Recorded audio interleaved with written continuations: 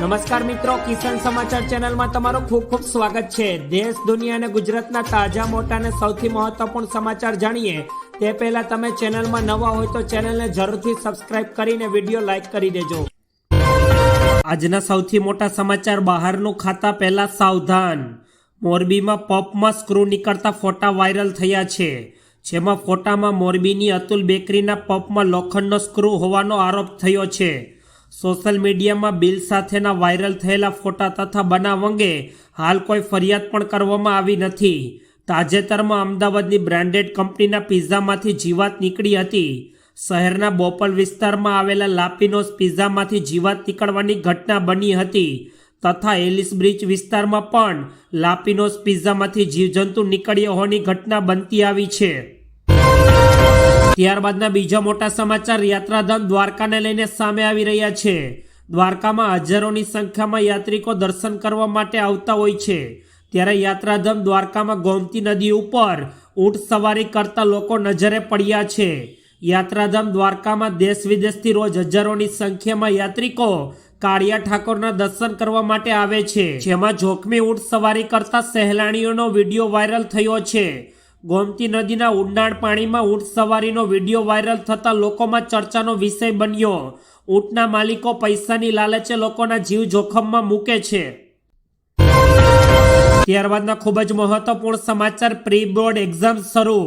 ગુજરાત માધ્યમિક અને ઉચ્ચતર માધ્યમિક શિક્ષણ બોર્ડ દ્વારા આગામી માર્ચ 2024માં યોજાનારી બોર્ડની પરીક્ષા પહેલા વિદ્યાર્થીઓનો માનસિક તણાવ ઓછો થાય તે માટે અમદાવાદ શહેરમાં ડીઈઓ કચેરી દ્વારા ધોરણ 10ના વિદ્યાર્થીઓ માટે પ્રી બોર્ડ એક્ઝામ ગોઠવવામાં આવી છે, જેનો શનિવારથી પ્રારંભ પણ થયો હતો। પ્રથમ દિવસે અમદાવાદ શહેરના કુલ 552 શાળાઓમાં લેવાયેલી પ્રી બોર્ડ પરીક્ષામાં 46,105 વિદ્યાર્થીઓમાંથી 45,598 વિદ્યાર્થીઓ એટલે કે 98.90% વિદ્યાર્થીઓ ઉપસ્થિત રહ્યા હતા। ત્યારબાદના ખૂબ જ અગત્યપૂર્ણ સમાચાર, રાજકોટમાં દીપડાનો દહેશત। રાજકોટ જિલ્લાના ઉપલેટા તાલુકાના તનગણા ગામમાં દીપડો દેખાયો હોવાના સમાચાર સામે આવી રહ્યા છે।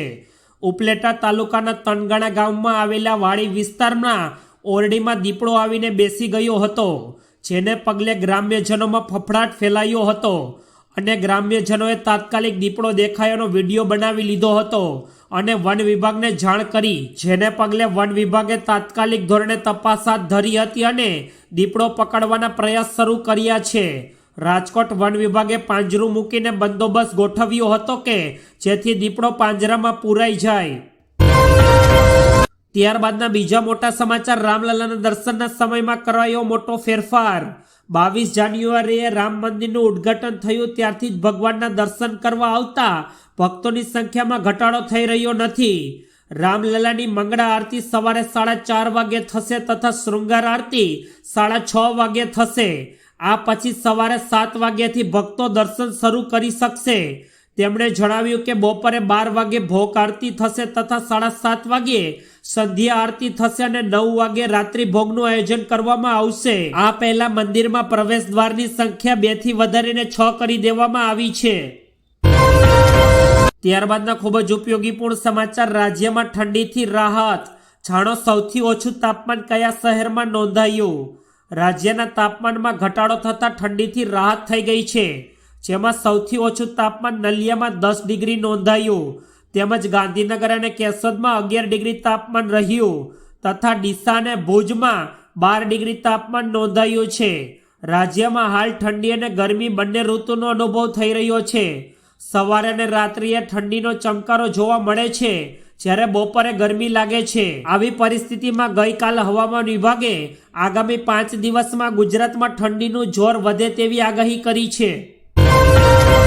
ત્યારબાદના ખૂબ જ દુઃખદપૂર્ણ સમાચાર, ગુજરાતમાં ફરી વિનાશક ભૂકંપની યાદ તાજી થઈ। કચ્છમાં ફરી એકવાર ભૂકંપનો આંચકો અનુભવાયો છે। કચ્છના ભુજમાં 4ની તીવ્રતાનો ભૂકંપ અનુભવાયો હોવાની માહિતી મળી રહી છે। ગાંધીધામથી 7 કિલોમીટર દૂર ભૂકંપનું કેન્દ્રબિંદુ નોંધાયું। કચ્છમાં 4ની તીવ્રતાના મોટા ભૂકંપથી અનેક લોકો ઘરની બહાર દોડી આવી ગયા હતા। ગાંધીધામથી 7 કિલોમીટરના દૂર ભૂકંપનું કેન્દ્રબિંદુ નોંધાયું છે। કચ્છમાં 4ની તીવ્રતાના મોટા ભૂકંપથી અનેક લોકો ઘરની બહાર દોડી ગયા હતા। આ સાથે જ ફરી એકવાર જાન્યુઆરી મહિનામાં જ ભૂકંપ આવતા 26 જાન્યુઆરી 2001માં આવેલા ભૂકંપની યાદ તાજી થઈ ગઈ હતી. ભૂકંપની 23મી વર્ષીએ આવેલા ભૂકંપની યાદ આજે પણ કચ્છવાસીઓને ધ્રુજાવી મૂકે છે. ત્યારબાદના ખૂબ જ ઉપયોગીપૂર્ણ સમાચાર. આજે અમદાવાદ વડોદરા વચ્ચે દોડતી અનેક ટ્રેન રદ, અપડાઉન કરનારાઓને અઘરું પડશે. આજે 29 જાન્યુઆરીના રોજ વડોદરા મંડળના બાજવા સ્ટેશન પર એન્જિનિયરિંગ કામ માટે બ્લોકને લીધે અમદાવાદ મંડળની કેટલીક ટ્રેનને અસર પડશે. પશ્ચિમ રેલવેના વડોદરા મંડળના વડોદરા ગેરતપુર જંકશનના બાજવા સ્ટેશનની લાઇન નંબર 1, 2, 3 ને કરચિયાળા યાર્ડથી સીધી કનેક્ટિવિટી આપવા માટે તારીખ 29 જાન્યુઆરી 2024ના રોજ અમદાવાદ મંડળની કેટલીક ટ્રેનોને પ્રભાવિત થશે, જેથી 29 જાન્યુઆરી 2024ના રોજ પૂર્ણ રૂપે આ ટ્રેનોને રદ કરવામાં આવી છે. ત્યારબાદ રાજકોટ માર્કેટિંગ યાર્ડમાં ડુંગળીના ઓછા ભાવ મળતા ખેડૂતો નિરાશ. રાજકોટ માર્કેટિંગ યાર્ડમાં 28 જાન્યુઆરીના રોજ ડુંગળી ઉગાડતા ખેડૂતોની હાલત બેહાલ જોવા મળી હતી. યાર્ડમાં છેલ્લા ઘણા સમયથી ડુંગળીના ભાવમાં વધારો જોવા મળી રહ્યો નથી, જેના કારણે ડુંગળી પકવતા ખેડૂતોને નિરાશ થતા જોવા મળી રહ્યા છે. આજે પણ યાર્ડમાં જંગી માત્રામાં ડુંગળીને લઈને આવેલા ખેડૂતો નિરાશ સાથે ઘરે પરત ફરવાનો વારો આવ્યો હતો. રાજકોટ માર્કેટિંગ યાર્ડમાં 4700 ક્વિન્ટલ ડુંગળીની આવક થઈ હતી, જેના મણના ભાવ 80 રૂપિયાથી લઈને 300 રૂપિયા મળ્યા હતા. ઉલ્લેખનીય છે કે અગાઉ યાર્ડમાં ડુંગળીના મણના ભાવ 700 થી લઈને 800 રૂપિયા ખેડૂતોને મળ્યા હતા. ત્યારબાદના ખૂબ જ ઉપયોગીપૂર્ણ સમાચાર. ગુજરાતમાં 10,000 કાયમી શિક્ષકોની થશે ભરતી. આગામી ભરતી પ્રક્રિયામાં કરાયા મોટા ફેરફાર. રાજ્યના શિક્ષણ વિભાગ દ્વારા આગામી સમયમાં અંદાજે 10,000 જેટલી જગ્યાઓમાં રેગ્યુલર શિક્ષકની ભરતી પ્રક્રિયા હાથ ધરાશે તેવું સૂત્ર પાસેથી જાણવા મળી રહ્યું છે. જ્યાં સરકારી અને ગ્રાન્ટેડ પ્રાથમિક, માધ્યમિક અને ઉચ્ચતર માધ્યમિક શાળાઓમાં ભરતી પ્રક્રિયા થઈ શકે છે.